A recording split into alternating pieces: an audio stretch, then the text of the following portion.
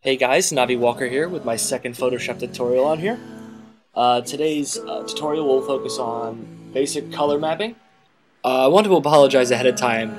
You're going to be seeing a lot of green dots on the screen. Those are actually where I'm clicking. I got a new program for screen capture and I'm still trying to figure out the ins and outs of it. So bear with me on that one. So let's get started. As you can see here, we have our picture of Jake already brought up here with our outline. Next thing you're going to do is create a second layer and probably title it Basic Color. What we're going to end up doing is sampling colors from the actual picture with your eyedropper tool and be using them to just give us a very basic outline of where the colors are on the face, and so that would help us with blending in the future. As always, make sure you lock the layers you're not using so you don't accidentally paint on the ones you're not using. I know for a fact that I've done that a few times, so just watch out. So first thing you're going to do is select your eyedropper tool and then click on an area of the face where you'd like to start. I like to go light to dark in this case, and just choose a really just basic color and go over the face. I use a very soft brush, 100% opacity, 100% flow, usually 0% hardness, just to get a nice little blend effect going. Again, as with the outline, be as detailed as possible when it comes to these colors. I'm just doing a little rough one real quick just so we can save time. But be very detailed when it comes to these. It will help in the future with blending and with color manipulation and lighting.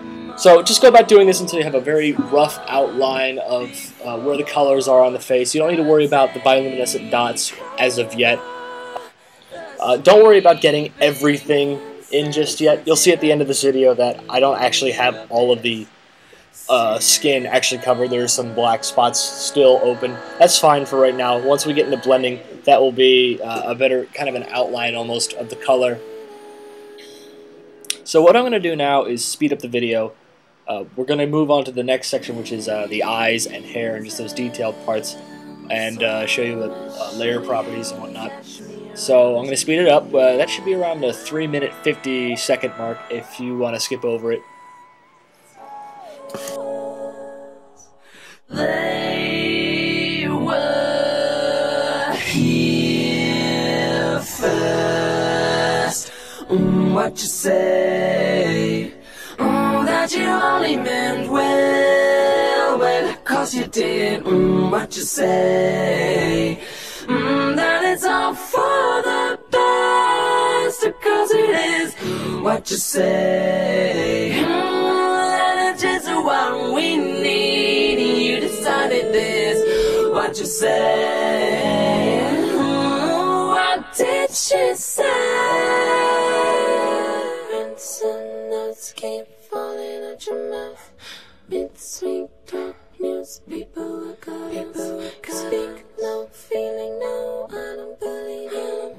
You don't care a bit, you don't care a bit. Some notes keep falling out your mouth. Mid-sweet talk news, people. Now, when it comes to the eyes, a lot of people do eyes a lot of different ways. Me personally, I like to create a whole new folder and a whole subfolder, a whole new folder for the eyes. What I usually do is create 3 layers. I do one for the pupils, I do one for the color of the eye, and then I do one for the whites of the eye. And I layer them pupil, color, whites. That way, when I'm painting the whites of the eyes, it doesn't interfere with the color, and the color of the eye doesn't mess with the pupil, and so on and so forth. And so the pupil's always on top. Also, you can do the same thing for other things like hair and accessories. I usually have a second subfolder for things like hair and shirts and feathers and whatnot. So that's also something you can do.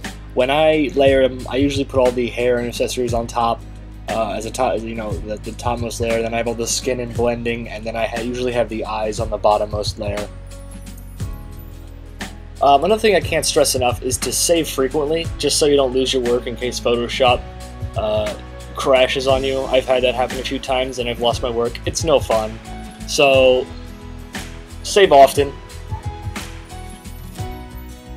So what we're going to do now is we're going to speed up the video again, just to get to the end, save some time. So here we go.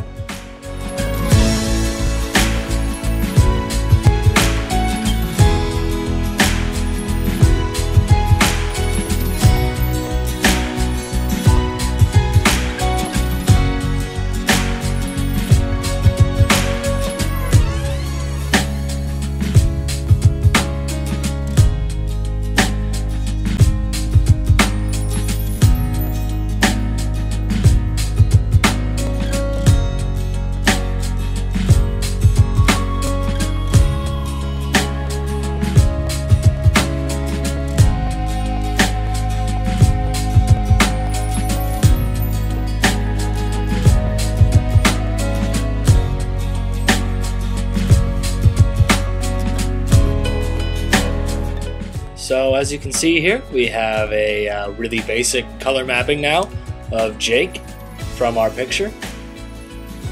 At the end of this, you can see a before and after as well. Alright guys, my name is Navi Walker. This is my second Photoshop tutorial here on YouTube. Hope you guys have enjoyed this once again. And look out for number 3, which will start getting into blending.